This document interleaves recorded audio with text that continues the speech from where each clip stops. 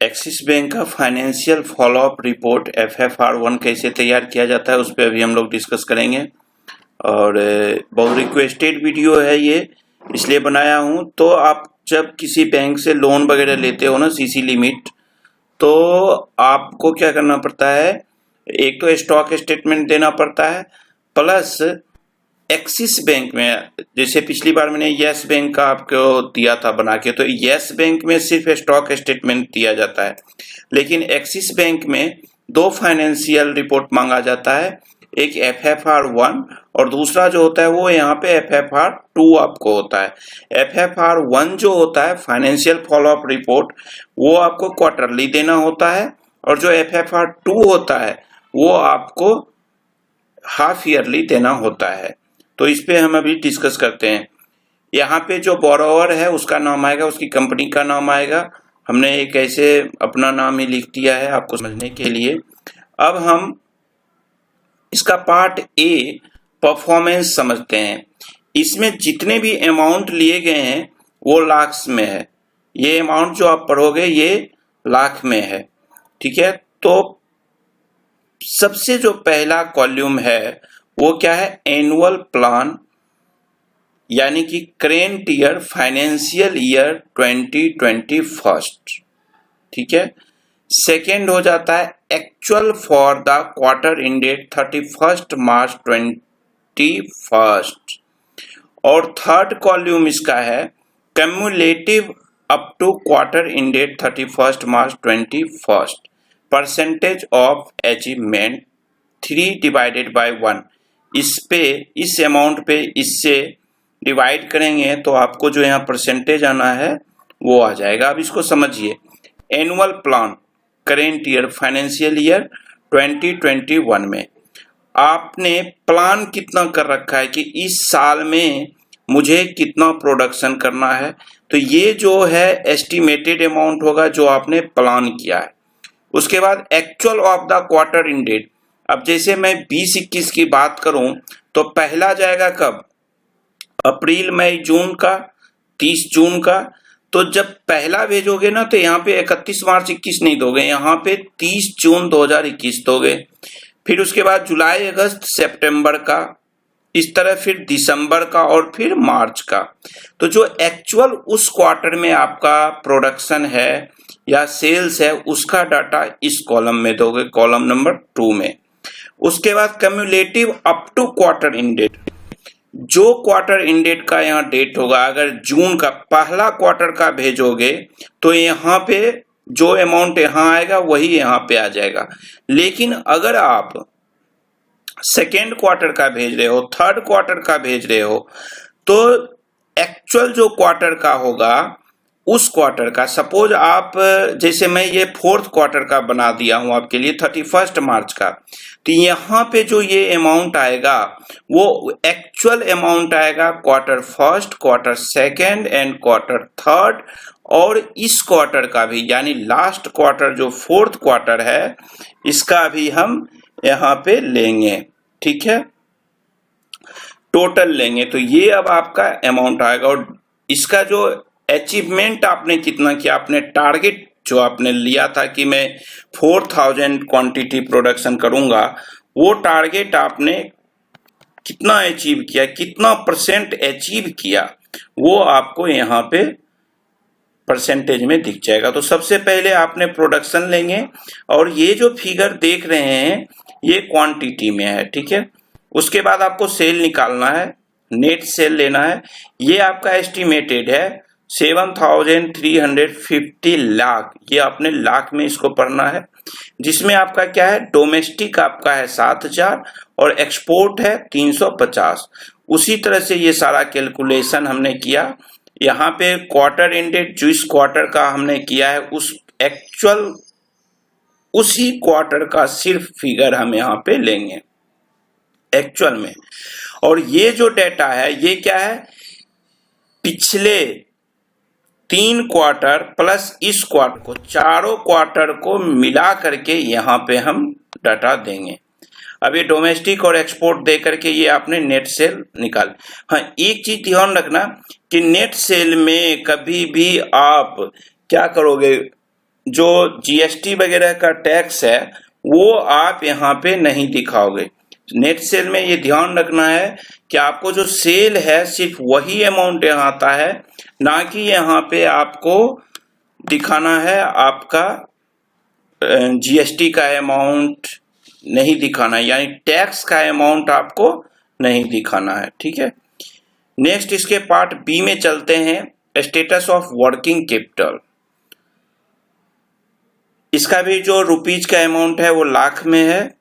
अब एक चीज यहाँ पे ध्यान रखिए, अगर आप लोगों को ध्यान हो, हम फाइनेंशियल मैनेजमेंट में एफएम में पढ़ते थे कि जब आपको वर्किंग कैपिटल निकालना होता है तो क्या करते हैं, करेंट एसेट्स, पहले तो सारे करेंट एसेट्स का वैल्यू निकालेंगे, फिर सारे करेंट लायबिलिटीज का निकालेंगे, और फिर वर्किंग कैपिटल क्या होता है, current assets minus current liabilities, जो डिफरेंस आया वो आपका वर्किंग कैपिटल हुआ। यही होता है ना कि भैया जितना आपके पास संपत्ति है और जितने कर्जदारी है आपके ऊपर, रिस्पॉन्सिबिलिटी है, लायबिलिटी है, जितना देना है, वो आप जब लेस करते हो तभी तो पता चलता है कि आपका वर्थ अब कितना है, मतलब बिना कर्ज का कितना अमाउंट है आप। ठीक है, तो यहाँ पे at the end of the last year 31 मार्च 2020 को कितना था, inventory, receivable and other current assets जो भी आपके बुक्स में हैं वो सारे यहाँ पे दिखा देना। इन्वेंट्री जो आपका स्टॉक है, रिसीवेबल्स यानी डेटर्स को जो आपने माल सेल किए हो उससे कितना आपको पैसा भी आना बाकी है वो अमाउंट यहाँ पे आ जाएंगे। फिर at the quarter end date, quarter end का ले लोगे। उसके बाद change during the current year 2-1, इसमें से इसको माइनस करेंगे, यानी कि इसमें चेंजेस कितना हुआ,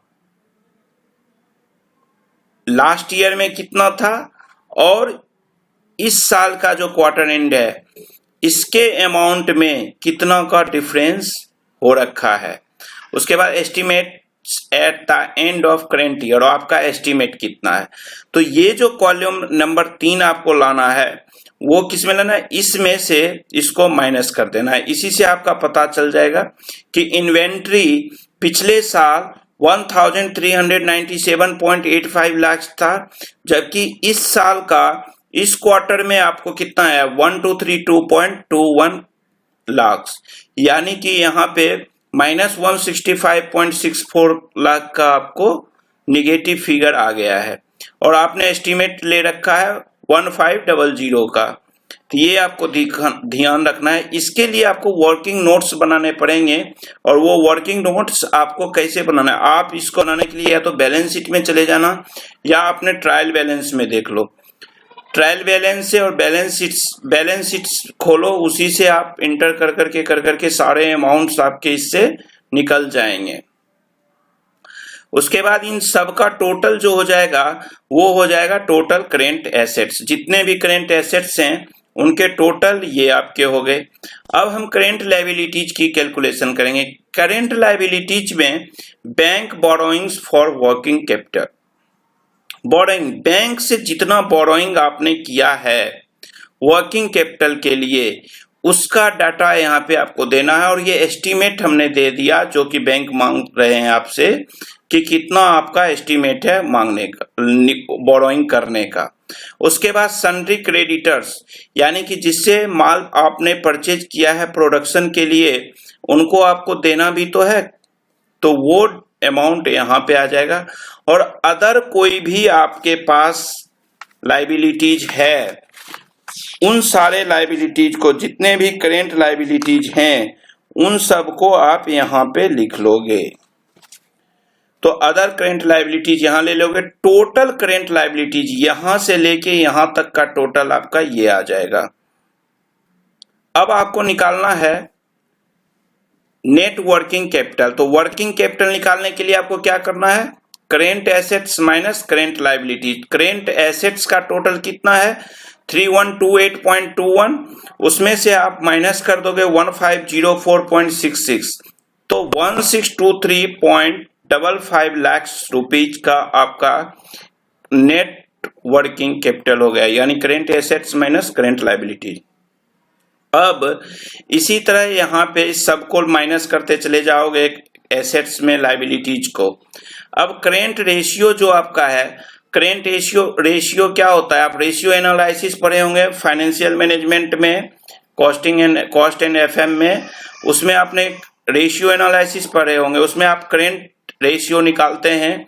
करेंट रेशियो में क्या होता है, current assets divide by current liabilities. तो current assets D number column में है तो इन्होंने डी लिया, डिवाइड बाय एच, एच यहाँ पे है टोटल करेंट लायबिलिटीज। तो इसको 3128.21 लाख डिवाइडेड बाय 1504.66 लाख से जब आप डिवाइड करोगे तो करेंट रेशियो यहाँ पे आ जाएगा आपका 2.08 का वर्किंग कैपिटल का आपका करेंट रेशियो आ गया।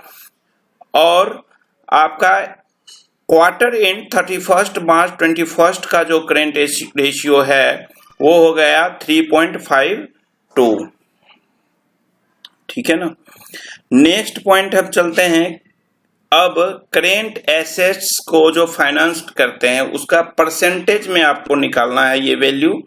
ये परसेंटेज में है तो आपको कुछ भी नहीं करना है।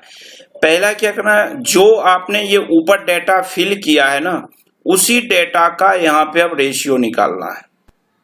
तो बैंक बोरोइंग्स आपका परसेंटेज कितना परसेंट बैंक बोरोइंग्स रहा 31 मार्च 2020 को, क्वार्टर एंड 31 मार्च 2021 को, और आपका एस्टीमेट कितना था 31 मार्च 2021 का। ठीक है। तो bank borrowings E divided by D. तो ई में कितना है आपको, ये देखो ई हो गया, ये बैंक बोरोइंग्स ये रहा ई, और डिवाइड करें टोटल करेंट एसेट्स डी ये है टोटल करेंट एसेट्स। तो ई इसका डिवाइड बाय इससे किया तो आपका यहां पे आपको फिगर निकल के आ जाएगा। ठीक उसी तरह आप sundry creditors, other current liabilities और नेट वर्किंग कैपिटल लायबिलिटीज का यहाँ पे सारा लिख दिया जाता है, G by D, F by D, I by D. तो उसी तरह से जो जो फिगर यहाँ पे आपको दिख रहा है, आई में कितना फिगर है, जी में कितना फिगर है, ये सारे फिगर को यहाँ पे आपको यूज करना है और ये परसेंटेज आपके निकल के आ जाएंगे। अब हम देखते हैं levels of inventory receivables sundry creditors का, कि इन्वेंट्री का क्या लेवल है, रिसीवेबल्स यानी जो आपको डेटर से पैसा आना है उसका क्या लेवल्स है, और सन्ड्री क्रेडिटर्स जो आपको पेमेंट करना है उसको देखना है कि क्या है कैसे है इसमें। अब इसकी कैलकुलेशन देखने के लिए आपको एक बार नीचे बैंक का इंस्ट्रक्शन पढ़ना पड़ेगा। पहली बात देखते हैं हम इन्वेंट्री का यहाँ पे आप देख रहे हो 68 डेज, 64.19 डेज, 74.49 डेज का जो एस्टिमेट वाला ये कॉलम है। आपने ये डेज लिया, ये कहाँ से लिया, ये कैसे कैलकुलेशन किया जाएगा, इसका क्या फॉर्मूला है, उसके लिए बैंक खुद आपको एक इंस्ट्रक्शन देती है, नोट देती है, गाइड करती है। तो इसको एक बार देखिए यहाँ से, इसका जो क्लासिफिकेशंस है इन्होंने जो एक्सप्लेनेशन दिया उसका थर्ड में कहा है कि in section D the levels in days should be computed for each columns as follows. उसमें 3 कॉलम हैं, इन्वेंट्री का, रिसीवेबल का और सन्ड्री क्रेडिटर्स का। तो इन्वेंट्री के डेज का, रिसीवेबल्स के डेज का और सन्ड्री क्रेडिटर्स के डेज का वैल्यू को कैसे आप कैलकुलेट करोगे, डेज उसका कैसे निकालोगे, ये चीज इसमें इन्होंने बताया है। तो आपको इन्वेंट्री का क्या करना है, value into 365 days divided by net cell. अब इसका जो इन्वेंट्री का जो वैल्यू होगा, वैल्यू कौन सा लोगे, जो करेंट में बुक वैल्यू आपका है उसको 365 डेज से गुना कर देना और divide by net sales. Net sales जो आपका सबसे ऊपर यहाँ आपने पढ़ा था, अभी फिल किया था आपने यहाँ पे, नेट सेल्स 7,350 लाख रुपए। तो इससे डिवाइड करना है और आपको ये डेज आपके सामने निकल के आ जाएंगे इन्वेंट्री के केस में। तीनों कॉलम में इसी तरह से करना है। अब रिसीवेबल्स का कैसे करना है। रिसीवेबल्स के लिए इन्होंने कहा जो करेंट वैल्यू आपके बुक्स ऑफ अकाउंट्स में है उसको 365 डेज से मल्टीप्लाई कर दो और उसको ग्रॉस सेल से डिवाइड कर दो, ठीक है। फिर सन्ड्री क्रेडिटर्स जो है, जो आपके बुक्स ऑफ अकाउंट में जितनी वैल्यू है उसको 365 डेज से मल्टीप्लाई करो और जो आपने परचेज किया है उससे डिवाइड कर दो, तो ये कॉलम सारे के सारे डेज निकल के आ जाएंगे। तीनों में जो inventory, receivables, sundry creditors, inventory का फॉर्मूला यहाँ पे इस तीनों कॉलम में सेम यूज करना है और रिसीवेबल्स का जो फॉर्मूला इन्होंने दिया है वो इस कॉलम के तीनों कॉलम में आपको सेम करना है, इस रो वाली रो में तीनों कॉलम में, और सन्ड्री क्रेडिटर्स का जो इन्होंने डिटेल दिया वो करना है। अब आपको ये सबमिट करना कब है, तो इन्होंने लिखा है this report should be submitted by the borrower within 6 weeks from close of each quarter. जो क्वार्टरली का है आपका, जब क्वार्टर जैसे अप्रैल में जून का क्वार्टर 30 जून को खत्म होता है, उसके 6 वीक के अंदर, यानी जून जुलाई पूरा आपके पास टाइम है और 15 दिन लगभग मान के चलिए उधर अगस्त का आपको मिल जाता है, तो 6 वीक्स के अंदर आपको ये सबमिट करना पड़ता है। तो ये दोस्तों FFR 1 था और लोगों का जो रिक्वेस्ट है कि FFR 2 को भी बना के दिया जाए, तो मैं कोशिश करूंगा अगर आज टाइम मिला तो आज ही इसे बना दूंगा वीडियो को और अपलोड कर दूंगा, फेसबुक पे भी दे दूंगा